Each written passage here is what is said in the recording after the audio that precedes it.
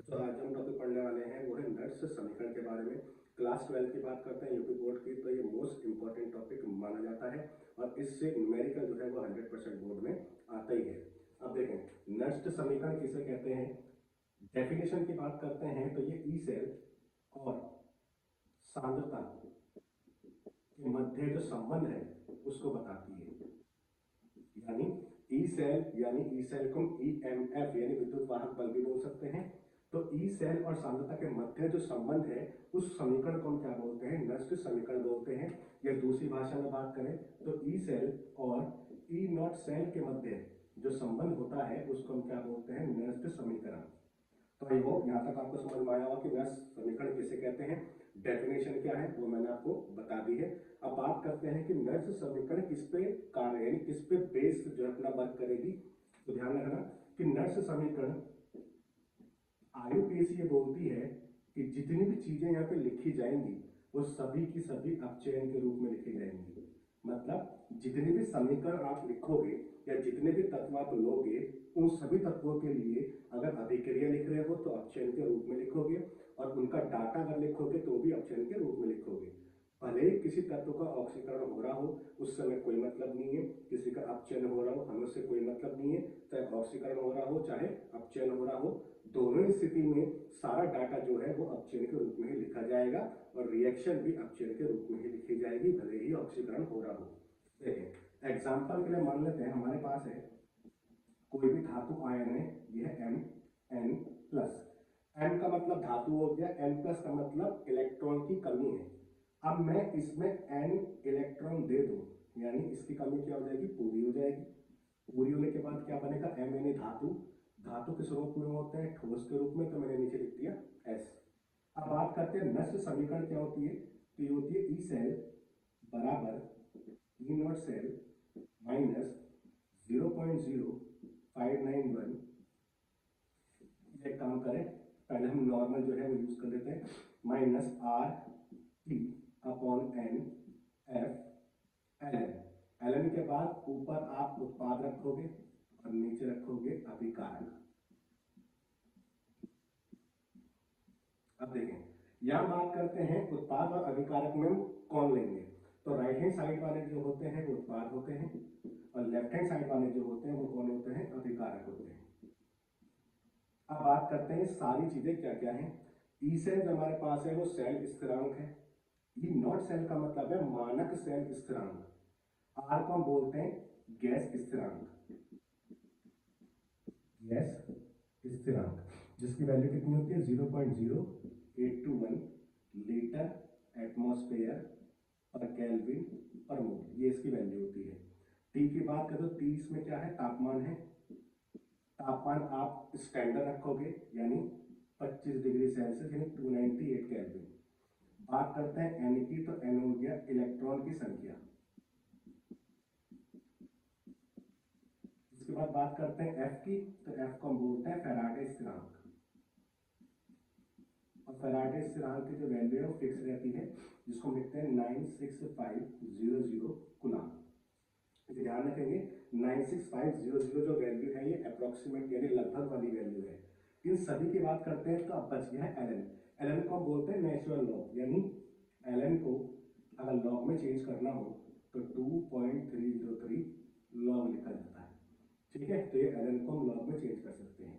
इन सभी डाटा को मैं कहां पर रखूंगा, यहाँ पे अगर रख दूं तो फाइनल आंसर लिखें क्या आएगा, तो ये E cell is equal to E not cell minus R की वैल्यू कितनी होगी 0.0821 इनटू जो टी है, जो टी की वैल्यू हमारे पास क्या होगी 298 अपॉन एन, इसमें इलेक्ट्रॉन की संख्या है जो कि देख लेंगे बाद में कितनी है।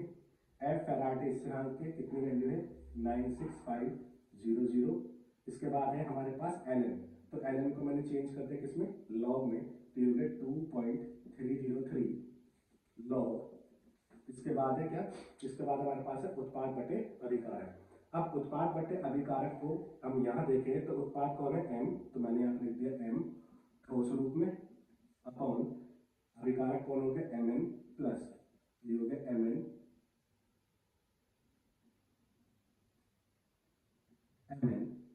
प्लस। अब करना ये है इसकी इसकी और इसकी गुणा करने के बाद भाग दे देंगे किससे, इससे, तो फाइनल आंसर आपके पास क्या आएगा देखें।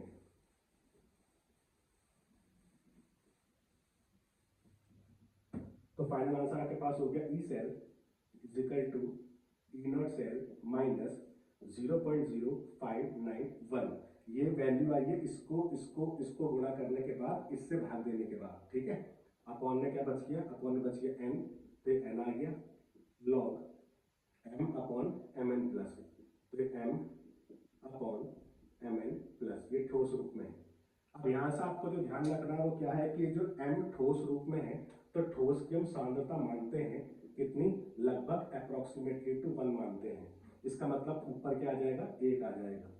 तो ये हो गया E cell is equal to E not cell minus 0.0591 upon N log 1 upon M N plus.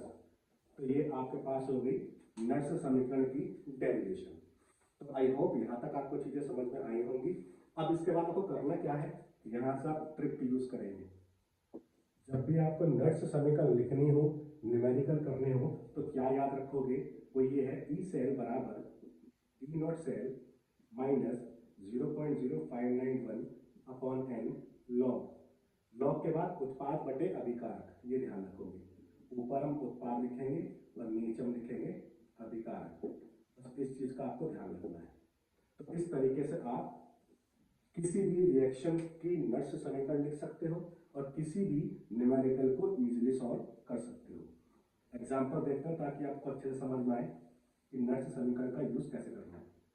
देखिए एग्जांपल मान लेते हैं, पहले हमारे पास है यह Zn plus Cu2 plus Zn2 plus plus Cu। आपसे बोला जा रहा है इस इक्वेशन की नर्स समीकरण लिखिए। हम न्यूमेरिकल नहीं कर रहे हैं, हम सिर्फ क्या कर रहे हैं, नर्स समीकरण को लिखते कैसे हैं। अब देखें Zn चेंज हो रहा है Zn2 प्लस में, यानी इसका क्या हो रहा है, ऑक्सीकरण हो रहा है। Cu2 प्लस किसको चेंज हो रहा है, Cu में, तो इसका क्या हो रहा है, अपचयन। अब आप ध्यान रखें, जिस तत्व पर कोई आवेश यानी कोई चार्ज नहीं है उसको हम छोड़ देते हैं, तो ये कट हो गया, ये कट हो गया। अब बचा ये और ये राइट हैंड साइड में है तो ये कौन हो गया, उत्पाद, और ये लेफ्ट हैंड साइड में तो ये कौन हो गया, अभिकारक। शॉर्ट हैंड में बात करते हैं, जिस पे कोई चार्ज नहीं है उसे छोड़ देना है, जिस पे चार्ज है सिर्फ हमें वही लेना है। तो राइट हैंड साइड में इस पे चार्ज है तो ये उत्पाद हमारे पास आ गया, लेफ्ट हैंड साइड में Cu पे यानी कॉपर पे चार्ज है तो हमारे पास हो गया अभिकारक। अब इसकी नर्स समीकरण कैसे लिखेंगे, E cell is equal to E not cell minus 0.0591 upon, upon में क्या है एन, एन का मतलब क्या था, इलेक्ट्रॉन की संख्या, इलेक्ट्रॉन की संख्या। इलेक्ट्रॉन की संख्या का मतलब किसी तत्व ने कितने इलेक्ट्रॉन लिए हैं या दिए हैं, दोनों में से कोई से भी हो सकता है। तो देखें Zn चेंज हुआ किसमें, Zn2 प्लस में, इसका मतलब Zn2 प्लस में कब चेंज होगा, जब 2 इलेक्ट्रॉन निकाल देगा, ठीक है। ऐसी बात करते हैं Cu2 प्लस किसमें चेंज हो रहा है, Cu में, तो Cu2 प्लस Cu में कब चेंज होगा, जब ये Cu 2 इलेक्ट्रॉन ले लेगा तो इसकी कमी पूरी हो जाएगी तो ये Cu में चेंज हो जाएगा। इसका मतलब इलेक्ट्रॉन की संख्या कितनी आई है, 2, या तो हमने इलेक्ट्रॉन निकाले हो या लिए हो। तो n का मान कितना आ गया, 2, तो हमने 2 लिख दिया। इसके बाद क्या लॉग, तो हमने लॉग लिख दिया। लॉग के बाद क्या, उत्पाद बटे अभिकारक, तो उत्पाद ये है तो ये हो गया Zn2 प्लस अपॉन अभिकारक कौन है, कॉपर, तो ये कॉपर हो गया। तो ये हमारे पास हो गई नर्स समीकरण किसके लिए, इस रिएक्शन के लिए। अब यहाँ से आपको ध्यान क्या क्या रखना है, उसमें इस ब्रैकेट का मतलब होता है सांद्रता, यानी Zn2 प्लस की सांद्रता यहाँ पे जो भी दी होगी वो हम यहाँ पे रखेंगे, ऐसी कॉपर 2 प्लस की सांद्रता यहाँ पे जो भी दी होगी हम यहाँ पे रखेंगे। दूसरी बात, Zn का जो आगे संख्या दी गई है 1 2 3 4 5 जो भी दी हो वो पावर में लिखेंगे, ऐसे यहाँ पे कॉपर की यहाँ पे संख्या जो भी दी होगी वो पावर में लिखेंगे। तो एग्जाम्पल सेकंड देखें ताकि आपको और अच्छे से समझ में आ जाए कि नर्स समीकरण कैसे लिखते हैं, और उसके बाद न्यूमेरिकल करते हैं ताकि आपको समझ में आ जाए। देखें जैसे हम बात करते हैं, सपोज करें हमारे पास है Ni plus 2Ag plus Ni2 plus plus 2Ag। इस रिएक्शन के लिए मुझे क्या लिखना है, नर्स समीकरण लिखनी है। तो सबसे पहली बात, इस पे कोई चार्ज नहीं है, इसे छोड़ देंगे, इस पे कोई कोई चार्ज नहीं है, इसे छोड़ देंगे। अब इस पे चार्ज है और इस पे चार्ज है। राइट हैंड साइड वाले को हम क्या बोलते हैं, उत्पाद, और लेफ्ट हैंड साइड वाले को हम क्या बोलते हैं, अभिकारक। तो इसकी नर्स समीकरण लिखने से पहले हम n का मान ढूंढ लेते हैं। ni किस में चेंज हो रहा है, ni 2+ में। तो ये हो गया ni चेंज हो रहा है ni 2+ में। कब चेंज होगा, जब 2 इलेक्ट्रॉन निकाल देगा। ये हो गया। अब Ag+ हमारे पास है, तो ये हो गया Ag+, कितने हैं, 2, तो ये 2 हो गया। किस में चेंज हो रहा है, 2 Ag में। अब ध्यान से देखें तो एक Ag+1 है, तो 2 Ag+ का 2 हो गया, यानी इस पर कमी 2 की है, और अब कमी नहीं है। इसका मतलब जरूर इसने 2 इलेक्ट्रॉन लिए होंगे जो इसने निकाले हैं। इसका मतलब n का मान कितना हो गया, n का मान हो गया 2। तो यहाँ पर मैंने लिख लिया n का मान हो गया 2। अब आपको कुछ नहीं करना है, जो नेट समीकरण है सिर्फ आपको वो लिखनी है। तो ये क्या हो जाएगा, ई सेल बराबर E not cell minus 0.0591 upon n। तो n का मान कितना हो गया, 2 लॉग, इसके बाद क्या है, उत्पाद बटे अभिकारक। उत्पाद कौन है, ni2+, तो ये हो गया ni2+। इसके आगे संख्या सिर्फ एक ही है, तो हमने पावर में कुछ नहीं लिखा। अब अभिकारक कौन है, Ag+, कितने हैं, 2, तो यहाँ लिख देंगे Ag+ की पावर 2। तो ये नए समीकरण आ जाएगी किसके लिए, इस रिएक्शन के लिए। तो आई होप यहाँ तक आपको चीजें समझ में आई होंगी कि वैल्यू हम निकालते कैसे हैं। अब बात करते हैं कि नष्ट समीकरण लिख तो हमने दी, समझ में भी आ गई। अब बात करते हैं कि अगर कोई न्यूमेरिकल दिया हो तो फिर इसको कैसे सॉल्व किया जाएगा। जैसे न्यूमेरिकल में मान लेते हैं आपको दिया है Zn प्लस यह कोबाल्ट 2 + 0.1 m, यहाँ दिया है Zn 2 + 0.01 m प्लस कोबाल्ट। ये रिएक्शन आपको दी है। इस रिएक्शन के लिए ई नॉट सेल का मान 2.71 वोल्ट दिया है। तो अब ई सेल का मान कितना होगा, ये आपसे पूछा जा रहा है। तो नट समीकरण करने से पहले मैंने आपको क्या बोला, मैंने आपको ये बोला जिस पे कोई चार्ज नहीं है उसे छोड़ देंगे। तो ये आपके पास क्वेश्चन हो गया है। अब इसका आंसर देखते हैं। इस पे कोई चार्ज नहीं है, छोड़ दिया। इस पे कोई चार्ज नहीं है, छोड़ दिया। ये हमारे पास कौन हो गया, उत्पाद। ये हमारे पास कौन हो गया, अभिकारक। अब सबसे पहले क्या काम करेंगे, n का मान निकालेंगे। तो n का मान निकालने के देखें Zn किस में चेंज हो रहा है, Zn 2+ में। तो Zn चेंज हो रहा है Zn 2+ में। कब चेंज होगा, जब 2 इलेक्ट्रॉन निकाल देगा। कोबाल्ट 2+, तो ये हो गया कोबाल्ट 2+ का मतलब इस पर 2 की कमी है, इसमें चेंज हो रहा है कोबाल्ट में। तो कोबाल्ट में कब चेंज होगा, जब इसकी कमी पूरी हो जाएगी। तो ये 2 इलेक्ट्रॉन ले लेगा तो इसकी कमी पूरी हो गई, तो ये कोबाल्ट में चेंज हो गया। तो n का मान कितना आ गया, 2 आ गया, यानी कि हमने n बराबर 2। अब इसकी नर्स समीकरण लिख लेते हैं। E cell is equal to E not cell minus 0.0591 upon n। n का मान कितना है, 2, तो ये 2। इसके बाद लॉग, लॉग के बाद क्या है, उत्पाद बटे अभिकारक। उत्पाद कौन है, Zn 2+, तो Zn 2+ लिख दिया। इसके आगे कुछ नहीं है, इसलिए पावर में एक ही रहेगा। अपॉन अभिकारक कौन है, कोबाल्ट 2+, तो ये CO 2+ लिख दिया। और इसके आगे भी कुछ नहीं है, इसलिए पावर में एक ही रहेगा। अब इसकी जो मैंने बोला था ब्रैकेट का मतलब क्या होता है, सांद्रता। तो जिंक की सांद्रता कितनी दी है ये, और कोबाल्ट की सांद्रता कितनी दी है ये। दोनों सांद्रताओं का मान हम यहाँ पर रखेंगे। दूसरी बात, ई नॉट सेल का मान कितना दिया है, 2.71 वोल्ट, तो यहाँ पर रख देंगे। तो हो जाएगा 2.71 माइनस 0.0591 अपॉन 2 लॉग। Zn 2+ की सांद्रता है 0.01, इसको मैं ऐसे लिख सकता हूँ 10 की घात -2, तो 10 की घात -2 अपॉन अभिकारक कौन है, कोबाल्ट 2+, कितना दिया है 0.1, इसको मान सकता हूँ 10 की घात -1। अभी आपने पढ़ा होगा 10 की घात -1 है, तो ऊपर आके 10 की घात +1 हो जाएगा।